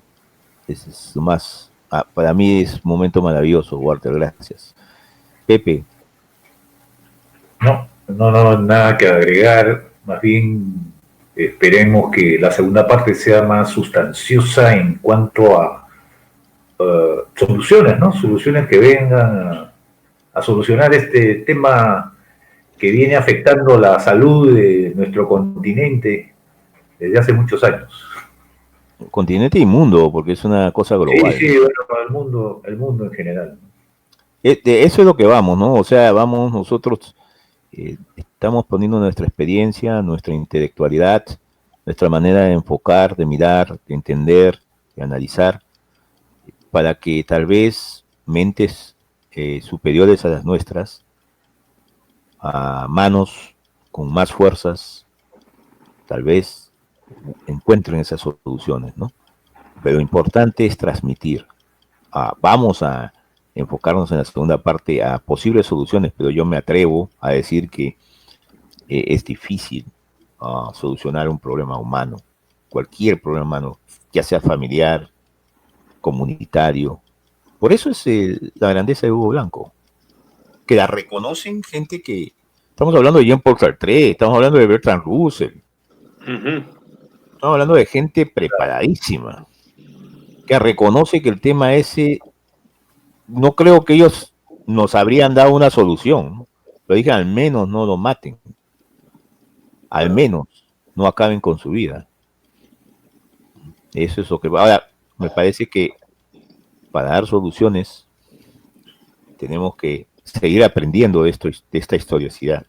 ¿Sí? Es que nosotros en esta generación, porque esto, Pepe, está bien dicho por Walter, la violencia no es episódica, es histórica. Es un ciclo a cámara lenta. Una generación no puede ser consciente, es adormecida. Se adormece por generaciones. Entonces, esa violencia histórica, solamente pocos la podemos sentir. Yo digo que la podemos porque los agrupa a ustedes entre ese pequeño círculo de personas que que lamentablemente sufre de alguna manera u otra el impacto de esa violencia histórica, porque está consciente. No todos. Nosotros, uno de nuestros temas es tocar esas conciencias, porque que sienta la náusea para retrotraer a John Paul Sartre, aunque sea que sientan náusea, no, aunque sea que sientan algo, claro, aunque sea que sientan, yo creo que con imágenes también vamos a traer eso, ¿no? Vamos a retratar. Permíteme pedir perdón, por favor, John, a esta confusión que tuve por el entusiasmo de los autores, cuando confundía Camus. Con la plaga, o sea, pero estuvo muy a punto. Y bueno, y dicho sea de paso, creo que Pepe no se va a oponer, ¿no? A traerlo a Albert Camus a nuestros temas, porque están vigentes. Claro. Vigente. La plaga está vigente, mi hermano. La plaga está con nosotros. Inclusive la gente no podía salir. La gente no podía salir a la calle en esa plaga, en ese libro, no salía a la calle. Es exactamente igual, claro. Oye, está genial esa. Y Albert Camus es para mí un escritor con mucha dimensión social. Efectivamente. No tiene la dulzura de García Márquez, pero es muy profundo. Muy profundo. Es enorme, universal. Así que bueno, lo traeremos acá y le buscaremos, y tiene su lugar en mi corazón y tiene el lugar intelectual que merece en la sociedad internacional. Era un buen hombre. Siempre fue un buen hombre. Y creo que murió. A él le preguntaron, pues, ¿de qué manera usted, ya como una antelación, ¿de qué manera usted tiene miedo? ¿Qué cosa tiene miedo? De morir estúpidamente. Él dijo, ¿no? Al periodista en Nueva York, Porque, mira, el periodista lo entrevistó, le tocó la puerta, un periodista de New York Times, un periodista de New York Times, pero tú sabes como a veces van todos apurados cuando te dan algo para cubrir, entonces tú vas y tocó la puerta, él estaba buscando a otro literato, porque había una convención de escritores. ¿Sabes esa parte? No. Pero nadie conocía a Albert Camus. Venía de Francia, nadie lo conocía. Había otro que venía de Francia que era, no sé quién era, pero era bien conocido. Y él le quería ir ahí y lo mandaron a él. Era una de sus primeras reportajes. Lo mandan a él a cubrir. Cúbreme ese que... Entonces él va a cubrir, como era inexperto, va y toca la puerta, que no era pues del hotel, no era de él, se equivoca, le dicen, ¿a dónde está el tal? Está en el 7E, y él se va al 7, no se va al 7, pues hoy es, no, es 6E, y toca la puerta a ese piso, y sale Albert Camus, lo vengo a entrevistar. Qué bien, claro, si te van a entrevistar, eres escritor, no te conoce nadie. Uy, ¿de dónde eres? De New York Times. Pasa, por favor. Pasa, por y él sale, le toma todo el tipo, le toma el nombre, todo, hoy dice, acordaba el nombre, toma el, ¿cómo se llama? Albert, Albert, ¿y qué hace usted? Y hago esto, ¿y qué libros hace? ¿Y por qué habla? Y le sacó toda una página. Y creo que él que tenía un tío en el New York Times, que era el editor, y entonces, como era primera, le sacan toda la página, y fíjate que él gana el premio Nobel. Entonces, cuando ya regresa como premio Nobel Albert Camus a Nueva York, al que lo mandan, ya bien viejo, ya más viejos, es al mismo. ¿Así? Pero ahí le dijo, tengo miedo de morir estúpidamente, y murió estúpidamente. En un accidente de tránsito. Una manera estúpida de morir. Bueno, Pepe, entonces vamos a culminar esta nota agradeciéndote mucho por tu cooperación, por tu manera de enfocar las cosas. Somos un cuerpo humano, el mundo está enfermo, el clima parece que sí está cambiando, los científicos que tienen los datos dicen que eso es así. Yo creo que esa metáfora que has hecho de los sistemas de salud, de educación, todos están de una manera, tienen que cambiar. Todos sabemos que hay algo que tiene que siempre es un proceso, la revolución es un proceso, lo ha dicho Walter. De repente este proceso deberíamos desacelerarlo o de repente tenemos que acelerarlo de una manera. Entonces hemos sacado varias conclusiones. Tal vez cuando escuchemos estas 2 horas que tenemos con 11 minutos o 12 o 15, nos enteremos un poco más de lo que realmente ha salido de nuestras almas. Sí, es importante, de lo que sale de las almas. De nuestras propias de nuestra porque propia experiencia. lo natural es el efluvio natural de nuestra razón de ser, de nuestras existencias, claro, claro, claro. Y en pica no vamos a dejar que pique, no vamos a dejar que nos rasque, nos vamos a rascar, mejor dicho, nos va a picar y nos vamos a rascar y vamos a buscar soluciones, sí, pero siempre y cuando teniendo esa distancia, que encontrar soluciones a un proceso humano, procesos humanos que se han generado durante milenios, porque esto de las inmigraciones, de la esclavización, este proceso de la disparidad, de la injusticia, eso se viene aconteciendo durante décadas. Los españoles la sufrieron de los árabes, 900 años, y trajeron esa enfermedad acá. Y tienen todavía muchos de ellos, no todos, pues no podemos generalizar, pero muchos de ellos tienen ese señorío, ese complejo de querer dominar, el mundo. Sí, ahí sonó. Es el timing. El timing, sí, 2:15. Es como cuando heredamos los problemas de nuestras generaciones anteriores, ¿no? O sea, no se rompen esa cadena que hay que romperse. O sea, lo que sufrió España lo quiso poner acá, ¿no? En América, como, o sea, resarcirse de lo que había sufrido con los árabes. Y es como decir, bueno, mi padre me pegaba, ahora yo le pego a mi hijo. Exactamente, o sea, lo revivió, tuvo la oportunidad. De repente es eso, lo podemos analizar, lo podemos ver, lo podemos... es como Ortega y Gasset, que era español y filósofo, dijo, no soy yo y mis circunstancias. Yeah. Y él se dedicó a esa interpretación de la cultura intergeneracional, que es el proceso que está diciendo Walter, que es una violencia histórica. La violencia está acumulada ahí y pasa de cultura a cultura.